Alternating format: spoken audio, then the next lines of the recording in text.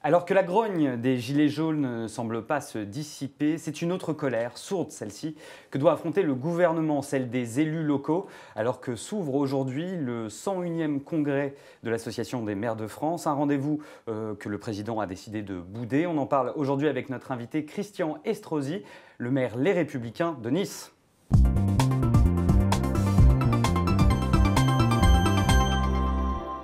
Christian Estrosi, bonjour. Bonjour. Alors, tout d'abord, avant de commencer, vous qui êtes motard, est-ce que vous avez participé à une mobilisation des Gilets jaunes chez vous dans les Alpes-Maritimes? Bon, être motard, c'est me prêter beaucoup d'importance puisque ça fait bien 30 ans que je n'ai plus touché un guidon, vu que je n'ai jamais fait que de la compétition et que je n'ai jamais roulé sur la route. Mais j'ai beaucoup de respect pour les motards et je les soutiens beaucoup, notamment lorsqu'ils sont en colère et qu'ils ont raison de l'être. Vous soutenez ce mouvement, enfin vous comprenez en tout cas leur colère, ce qu'ils essaient autant, d'exprimer. En ce qui concerne les Gilets jaunes, voilà, c'est une expression du peuple. Après des années, je pense que c'est un mouvement général, mais je pense aussi que le gouvernement a sans doute fait une faute en considérant que c'était par l'augmentation de la taxe sur les pétroles qu'on allait prendre une mesure en faveur de l'écologie. Il y a une grande conscience de la part de... Oui, parce que c'est ça, le gouvernement dit, certes on augmente les taxes, mais c'est pour financer la nécessaire transition énergétique. Vous y croyez ? Et je n'y crois pas du tout. Je suis convaincu qu'il y a une immense conscience face à l'écologie dans notre pays et que nos concitoyens de plus en plus savent qu'il faut se montrer exemplaire. Mais leur dire que c'est en augmentant et en touchant leur pouvoir d'achat sur la voiture que l'on va lutter en faveur de l'écologie, je pense que ce message a été très mal reçu et que c'est une goutte d'eau qui fait un peu déborder le vase après des années d'augmentation de la fiscalité, de perte de pouvoir d'achat, de baisse des pensions des retraités, etc. etc. Alors qu'en réalité, le gouvernement ne prend pas que des mauvaises mesures, puisque lorsque l'on voit la baisse de la taxe d'habitation, lorsque l'on voit les heures supplémentaires non fiscalisées pour ça, tout n'est pas acheté aujourd'hui dans le bilan du gouvernement. Non, absolument. Mais l'écologie est une question importante qui intéresse notamment nos élus locaux. Vous le savez, vous êtes maire. Et le 101e congrès de l'AMF qui ouvre ses portes, donc aujourd'hui porte de Versailles à Paris, c'est un rendez-vous bizarrement, qui est boudé par le chef de l'État alors qu'il avait dit qu'il s'y rendrait chaque année. Est-ce que vous comprenez cette décision? Est-ce que ça ne lance pas un mauvais signal? Bon, je n'ai pas envie de polémiquer là-dessus. La réalité, c'est que tout le monde tombe dans les excès pour commenter l'attitude de l'un ou de l'autre. Le président, sans doute, aurait mieux fait de se rendre au Congrès des maires. C'est le Premier ministre Édouard Philippe et c'est une bonne chose qui s'y rendra. Et le président nous recevra pour le bureau de l'AMF demain après-midi et pour un grand nombre de maires dans la soirée. Ça veut dire que de toute façon, ce dialogue est là. Il y a une volonté du chef de l'État et du gouvernement qu'il y ait ce dialogue. Et contrairement à un certain nombre de maires qui ont dit « nous n'irons pas », moi j'estime que quand on nous invite au dialogue, notre devoir au nom de nos communes, c'est d'y participer. On ne peut pas se plaindre et en même temps, lorsqu'on nous propose de discuter, de refuser la discussion. J'entends bien, mais lors de son 20h dernièrement, la semaine dernière, Emmanuel Macron a avoué un échec, celui de réconcilier le peuple avec ses dirigeants. N'est-ce pas contradictoire avec sa décision de ne pas aller à l'AMF et n'est-ce pas finalement un terrible échec du macronisme? C'est ce qui me permet de dire que le président comme le gouvernement serait très avisé, ce à quoi je les incite depuis de nombreux mois déjà, à considérer que dans un tas de domaines, le vrai pilier de la République, qui, y compris quand il y a de l'agitation dans le pays, des incompréhensions, reste le pôle de stabilité, c'est la commune. Et qu'il faut savoir s'appuyer, qu'il faut organiser un nouveau Big Bang de la décentralisation. Oui, mais on le voit aujourd'hui. Tenez, on parlait de l'écologie il y a quelques instants de là. Oui. Vous savez qui est le premier écologiste de France? C'est le maire. Le premier écologiste de France, c'est le maire. Oui, mais pourquoi le maire n'arrive pas à se faire entendre? Dans une interview exclusive publiée ce matin par Le Figaro, du patron de l'AMF, François Baroin, il dit voilà, dans nos discussions avec l'État, on a l'impression de ne pas parler la même langue. Comment vous expliquez cette incompréhension? C'est quand même dingue que des responsables politiques, notamment François Baroin, qui est un ancien ministre, n'arrivent pas à communiquer avec l'État. Comment vous l'expliquez? Moi, je veux m'atteler à ce sujet Oui. et discuter avec l'État, continuer à insister auprès du chef de l'État et du Premier ministre et du gouvernement pour qu'ils mesurent s'ils veulent avancer dans un domaine où tous les Français ont envie d'avancer. On voit bien qu'ils ont des comportements de plus en plus responsables en matière d'écologie. Que c'est le maire le premier écologiste de France. Qui est-ce qui aménage des lignes de transport en commun en site propre? J'inaugure en ce moment près de 16 km de lignes de tramway de plus dans ma commune qu'on va emprunter à 1 euro le transport, quelle que soit la distance sur l'ensemble de la métropole, qui aujourd'hui, pour accompagner au pouvoir d'achat dans ma métropole, apporte un chèque aux salariés à partir du 1er janvier prochain pour les accompagner dans leur pouvoir d'achat. Les élus comme vous ont l'impression de ne pas être entendus par l'État. Tenez, on fait des parcs relais aux stations de tramway à 2 euros pour stationner la voiture. Et dans les 2 euros, vous avez en même temps le trajet aller-retour en transport qui est compris dedans. Est-ce que vous ne croyez pas qu'il vaut mieux que l'État apporte un soutien, des mesures incitatives auprès des collectivités, des maires qui sont les premiers écologistes, plutôt que des mesures punitives à l'égard des usagers de la voiture? Voilà pourquoi aujourd'hui, moi, je plaide pour un système incitatif et pas punitif. Et je voudrais que notre dialogue avec le gouvernement, et demain c'est ce que je plaiderai à l'Élysée auprès du président de la République lors du bureau de l'AMF qu'il recevra, pour qu'on rentre dans une politique où, dans toutes les politiques publiques, le maire et la collectivité soient beaucoup plus associés. Nous sommes des gens responsables, nous voulons apporter du pouvoir d'achat à nos concitoyens. Nous ne voulons pas, et nous sommes le premier ressort social pour qu'il y ait de moins de citoyens sur le bord du chemin qui sont en souffrance. C'est nous qui sommes les premiers à porter d'engueulade. Et au-delà de ça, est-ce que globalement, vu le bilan du chef de l'État, vous êtes déçu de son action aujourd'hui?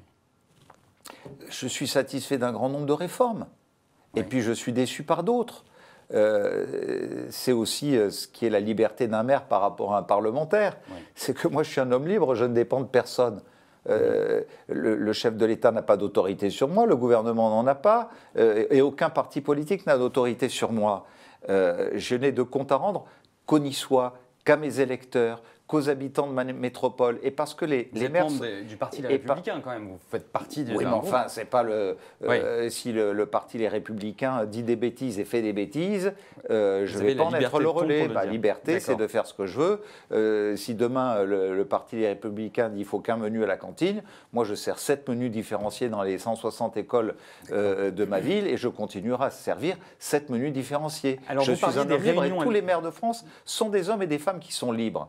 Et il faut le comprendre. Très bien.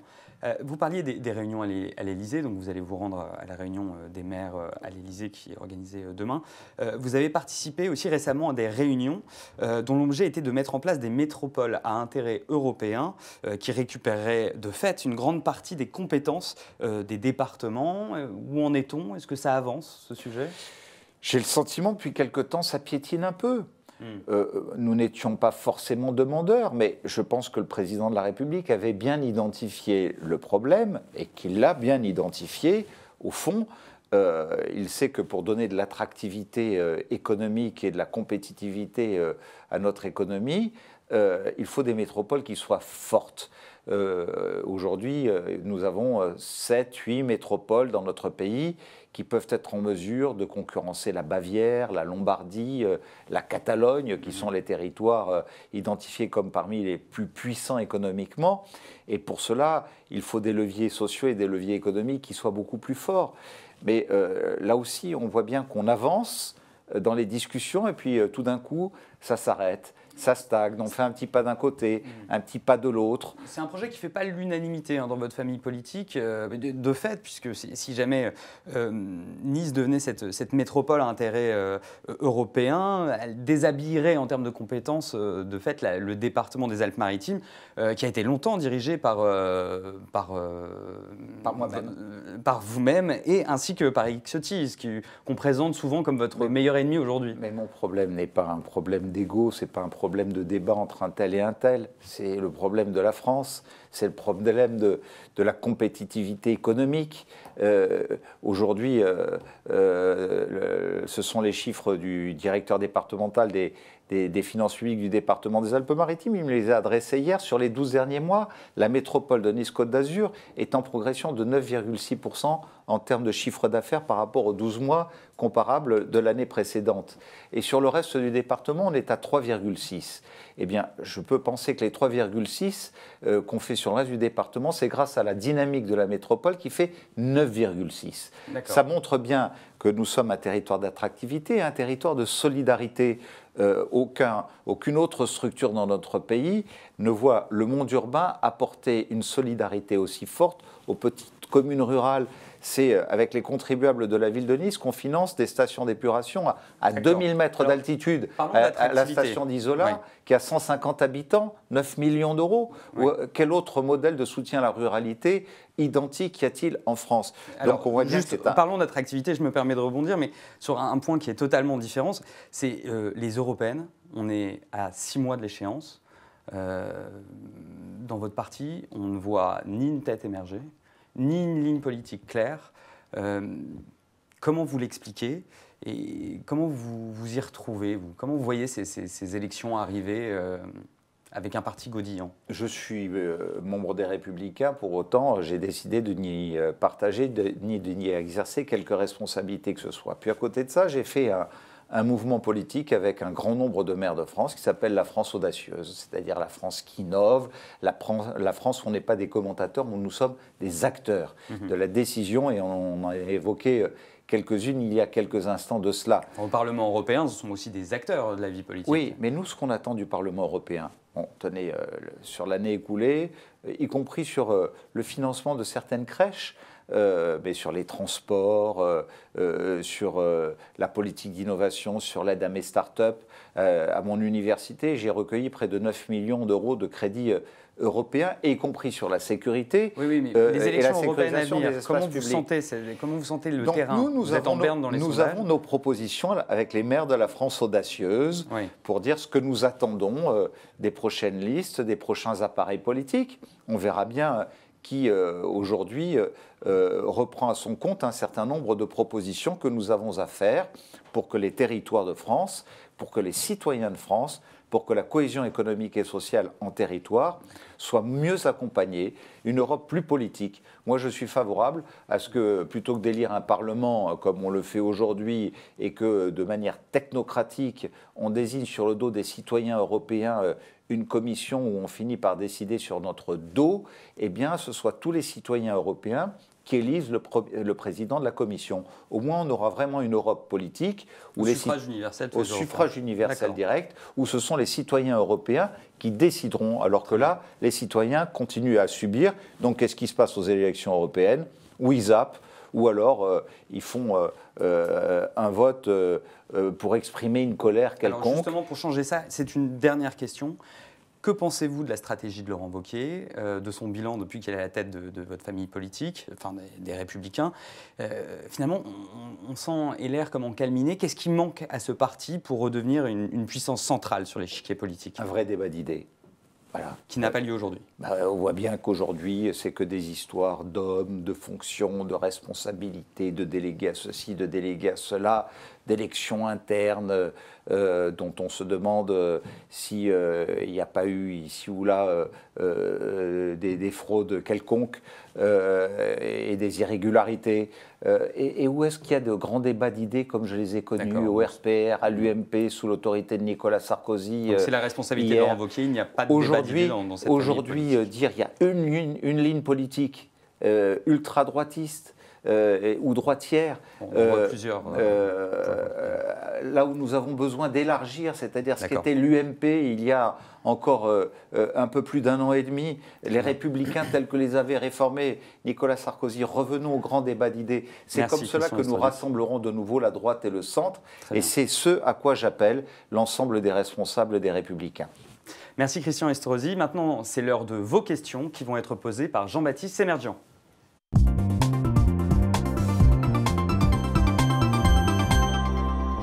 Bonjour Charles, bonjour Christian Estrosi. Une première question, une réaction d'Alexandre. Alexandre qui habite à Nice, je crois bien, il est en tout cas très fidèle. Donc il voudrait votre avis sur l'indignation de la gauche niçoise quant à l'inauguration de l'allée Pasqua à Nice. Ça vous parle ? Oh oui, ça me parle. Nous avons effectivement inauguré 2 allées au nom de 2 grands gaullistes, Philippe Séguin et Charles Pasqua, avec leurs familles respectives, sous la présidence de Nicolas Sarkozy, qui pour moi reste l'autorité morale du mouvement gaulliste, de l'héritage gaulliste dans notre pays. Que la gauche conteste cela, eh bien, je dirais que tout près de la statue et de la place du général de Gaulle, une immense majorité de Niçois en sont très fiers, qu'ils restent enfermés dans leur sectarisme. Moi, je suis le maire qui veut rassembler tous les courants de pensée. Vous savez, j'ai même inauguré dans ma ville, ce que n'avaient jamais fait mes prédécesseurs, un boulevard François Mitterrand, parce que j'estime que chaque président de la République, de la Ve République, doit avoir son nom dans ma ville. Je ne suis pas sectaire. Si la gauche reste sectaire, c'est tant pis pour elle. Il y aura donc bientôt une rue François Hollande ? Pourquoi bientôt ? Vous souhaitez sa disparition ? Non. Et, pour l'instant, espérons et souhaitons longue vie à tous les présidents, pastes présidents de la République, c'est ce que je leur souhaite. Et puis viendra leur temps pour chacun d'entre eux, bien évidemment. En tout cas, voilà, il y a la place du Général de Gaulle, il y a l'espace Pompidou, il y a aujourd'hui un boulevard François Mitterrand à mon initiative, et il y a un homme à qui je dois beaucoup, avec lequel j'ai partagé beaucoup d'affection, avec lequel nous nous reconnaissons dans une part de son action avec Nicolas Sarkozy, qui a été un grand ministre d'État et de l'Intérieur, Charles Pasqua, et je suis très fier de lui avoir donné son nom à ma ville. Alexandre a sa réponse. Une autre réaction toujours sur Nice. Romain, il est de Nice et il explique que les Niçois se plaignent de la hausse des impôts locaux. Et Biscarna, lui, il ajoute qu'ils ont augmenté de 6,3 points. C'est vrai ? Non, une telle augmentation ? Eh bien, je vais vous dire une chose. Nice, sur la durée de mon mandat 2014-2020, c'est d'ailleurs une signature que j'ai faite avec l'Union nationale des propriétaires immobiliers, c'est 0% de hausse d'impôt sur l'impôt immobilier foncier. La métropole, elle, a fixé pour la première fois, alors que toutes les autres métropoles l'avaient fait jusque-là, pendant 5 ans, nous avons réussi à tenir, une taxe foncière, c'est vrai. Et en même temps, nous baissons de 4% sur 2019 et 2020 l'impôt foncier à Nice pour rééquilibrer. En même temps, nous baissons la taxe d'enlèvement des ordures ménagères d'1 point l'année dernière, d'1 point cette année. C'est-à-dire qu'avec 8,6%, c'est l'intercommunalité du département des Alpes-Maritimes qui paie la taxe des ordures ménagères la plus faible du département. Et sur la fiscalité, la métropole de Nice-Côte d'Azur, avec 461 € par foyer en moyenne, derrière Lyon qui est en tête à 780 €, nous sommes en 10e position sur 21 métropoles sur la fiscalité. Ça veut dire que, entre nous soit dit, en payant moins d'impôts à Nice que dans d'autres métropoles, comme Marseille, comme Lyon, comme Lille et comme bien d'autres encore, eh ben, il vaut peut-être mieux vivre à Nice où on paye moins d'impôts pour avoir des services équivalents, si ce n'est meilleurs. Olaf et d'autres internautes vous reprochent d'avoir trahi les Républicains pour Emmanuel Macron. Vous comprenez cette déception ? Je n'ai pas le sentiment d'avoir trahi les Républicains. Je suis gaulliste, je suis RPR, et pour moi, l'héritage gaulliste, c'est de défendre d'abord l'intérêt général. Et si on estime que d'avoir trahi les Républicains, c'est d'avoir soutenu Emmanuel Macron au 2e tour des élections présidentielles face à Marine Le Pen, eh bien, je le revendique, j'en suis fier, parce que l'héritage gaulliste, c'est de résister, de lutter contre toutes les formes d'extrémisme. Oui, mais pour les européennes, quelle liste soutiendrez-vous ? Est-ce que ce sera la liste LR ? Je vous ai dit tout à l'heure, j'attends la réponse aux propositions que nous avons faites avec un grand nombre de maires républicains de France sur ce que nous attendons des programmes européens. Si une réponse plus favorable... Vous savez ce qu'il y a dans le programme des LR ? Moi, je sais ce qu'il y a dans mon programme. Oui, non, mais très bien. D'accord ? Ça veut dire que vous pourriez donner votre soutien à une autre liste que celle de LR. J'espère que LR reprendra l'intégralité de ce que nous avons proposé. Thierry, une dernière question. Thierry vous interroge sur les actions de la mairie de Nice en faveur de la jeunesse niçoise. 2 actions dont vous êtes fiers, qui ont bien fonctionné ? Oui, par exemple, dans le monde étudiant, l'aide au financement Thierry de mutuelles et des soins sur le plan des soins dentaires, sur le plan des optiques, où nous savons que tout ça est très mal remboursé, sur l'action de soutien au bac alimentaire, parce que malheureusement, il y a beaucoup d'étudiants qui sont en difficulté, sur les logements étudiants, où nous avons chaque année des programmes importants, sur la maison de l'étudiant, qui est aujourd'hui le lieu où ils peuvent s'épanouir. Et puis, je dirais que sur la culture et le pass culture, je dirais que sur l'action sportive et la prise en charge des licences par la municipalité, je dirais que sur les transports, où nous leur apportons un soutien majeur, et y compris sur les noctambus pour les sorties des étudiants le jeudi ou le vendredi soir. Voilà, et il y a un grand nombre d'autres mesures, et la mobilité qui est un sujet majeur, bien évidemment, donc santé, mobilité, accompagnement dans les médiathèques que nous ouvrons à 7 h du matin, que nous fermons à 22 h le soir, là où lorsque je suis arrivé, c'était fermé le dimanche et ça ouvrait qu'à 9 h du matin et ça fermait à 19 h, et où je les vois, y compris le dimanche, travailler ensemble. C'est tout cela que je veux offrir à la jeunesse niçoise. Très bien. C'était ma dernière question. Très bien, merci beaucoup Jean-Baptiste. Merci aux internautes. Merci aux internautes, merci beaucoup Christian Estrosi. Et à demain pour une nouvelle édition du Talk Le Figaro.